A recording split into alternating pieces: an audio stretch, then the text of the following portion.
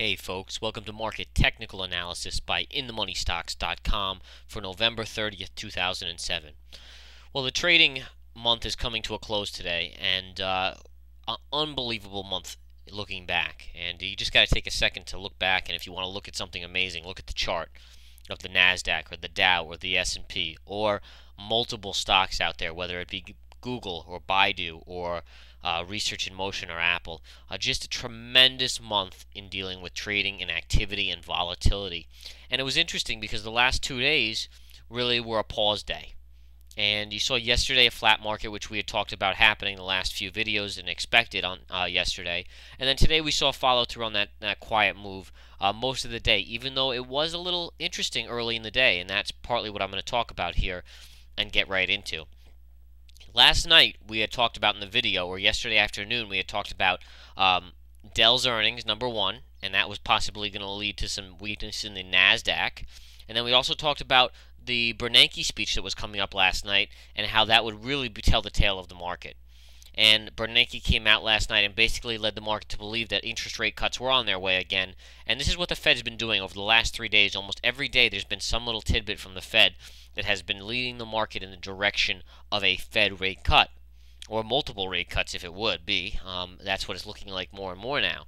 So the key here is, and as we talk, I'm going to put to the ES chart. This is the ES minis, the S&P mini futures, intraday, or daily, excuse me, the daily chart. But really what you want to focus in here on in dealing with the Fed is that today we saw a major gap up, and the futures were up big early on leading into the market ever since Bernanke made those comments. But almost immediately, and I'm going to show you the intraday chart, here's the market right here. This is the open. Here's the high, which happened about 10 o'clock, and ever since 10 o'clock the market sold off, never saw those highs again.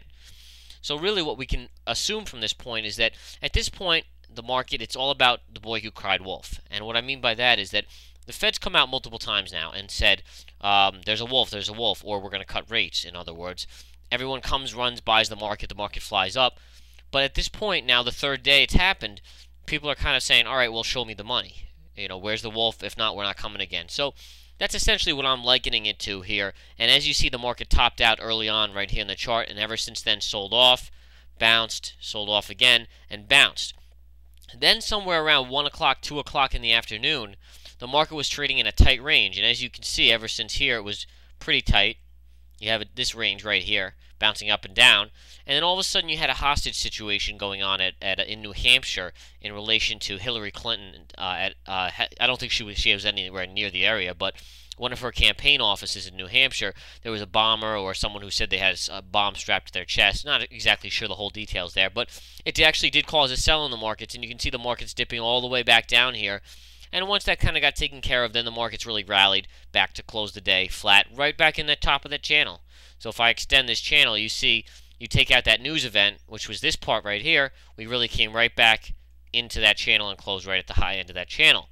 So that's what it looked like there, at least at that point. And what can you say? I'm going to show you the NASDAQ chart, and the intraday chart is even more interesting here because you really see the channel we were in.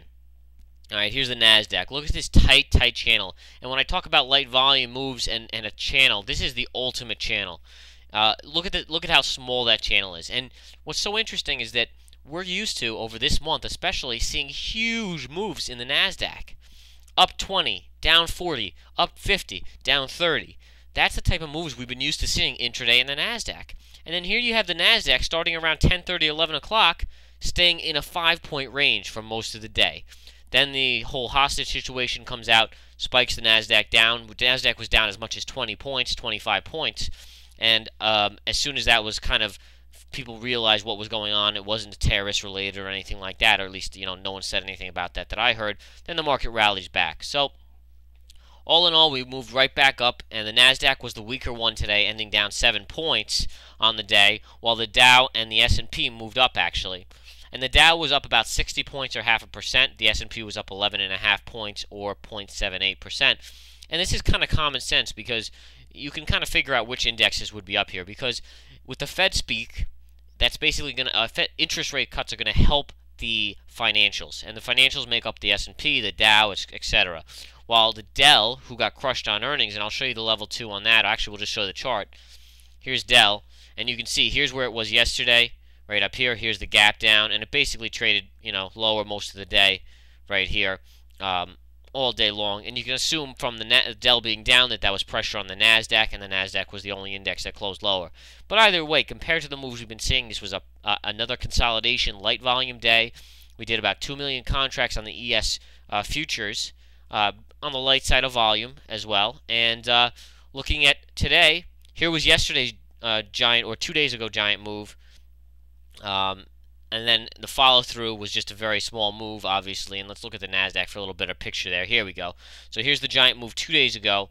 And then you see the last 2 days basically staying sideways. Even though we gapped up today in the Nasdaq, we actually fell back down and closed basically right in the channel. So the only thing I would like to show you guys here in relation to the Nasdaq is that here we had a close above the 20 moving average. And I always talk about confirmation as being number one. Okay? And all in all, right here, we thought we'd have confirmation because it was a move higher, but the close on the daily, and again, when you're dealing with the daily, you have to look at closes of days, not just a move, a break of the high. Otherwise, you would have totally gone long here.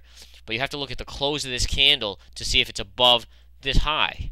If it's above the high, it closes here. That's confirmation of a breakout above the 20 moving average. But if not, and we saw it sell off and actually close right here, which is in the middle of that candle, which is not confirmation of a breakout, then we cannot assume a breakout, and no confirmation was given. So again, it's very accurate. You have to be very accurate in your analysis here. Otherwise, amateurs get whipsawed in and out of this market based on closes or people assuming or jumping the gun on plays, and that's what happens a lot. Okay? Now, we saw some interesting movement today in some stocks. We saw Google actually negative today, and you can see the run Google's had. Here's Google, and look at how it's moved up over here. All right, it's not back up to the highs yet, but it made a nice move. Basically a 50, possibly a Fibonacci 0.618 retracement. I'd have to do the calculations, but it looks like it's getting in that realm.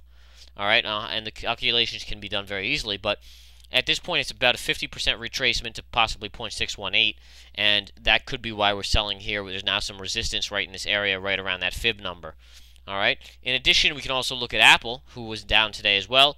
And this one is interesting. You actually have quite a bit of a retracement happening right here from the highs, and we'll have to figure out exactly where that is. And also Research in Motion. Research in Motion actually got pounded today, and you can see it was all the way up here trading this morning, and this is the high going back here. And what a beautiful topping candle this is, with the tail at the top and a close in the lower portions of the candle. You don't get a better signal of a short than that, especially with the look at the day following. Look at that drop. But here is the difference between the two high and the lows. Here's the rally from the lows. And then again, you had major selling in this market. It pierced the 20 and touched the 50 moving average again. So near term, that should be some support. And look at how accurate that is. If you're trading this intraday, or you're looking for a possible long play on Research in Motion, you always got to wait for these moving averages to get touched. Because look at how perfect that is right there. It literally touches the 50 moving average and close above. So as long as that 50 doesn't close, the stock price doesn't close below that 50, and you bought it on that 50, you're in great shape there. So again, as soon as it closes a day below the 50, then you exit the position, etc., and so forth. And let me be clear on this, folks. Maybe we bounce up next week. I'm not sure at this point. It's kind of in a little murky or a little cloudy area. But there is going to be another shoe to drop here in this financials, I have to believe. I don't think there was enough panic in this market to signal a bottom yet. The Fed's been speaking up too much, trying to save the market, and I don't think the Fed can save it. I don't care what they say, if they cut 50 basis points or what, or even if they freeze the ARMs, the ARMs rates. I don't think you can just stop what's going on. It's kind of like a 10-ton boulder rolling down a mountain, and me standing in front of that boulder and putting up my hand and saying stop. Trust me, that boulder's not going to stop ahead of me. It's going to roll right over me. So yes, in the long term, rate cuts are going to help, because rate cuts take 6 to 12 months to kick in. So them cutting even 50 basis points here, yes, maybe it has an effect, but not for an extended amount of time. It has to filter through the markets. So I do think that there is more problems to come in this range, and we should be aware of that. Yes, I've been playing longs here, anticipating the bounce. Yes, we've made good money, and that's all fine and good, but you have to play it smart here as well and be ready for a possible another move down, maybe at some point in the next week or two.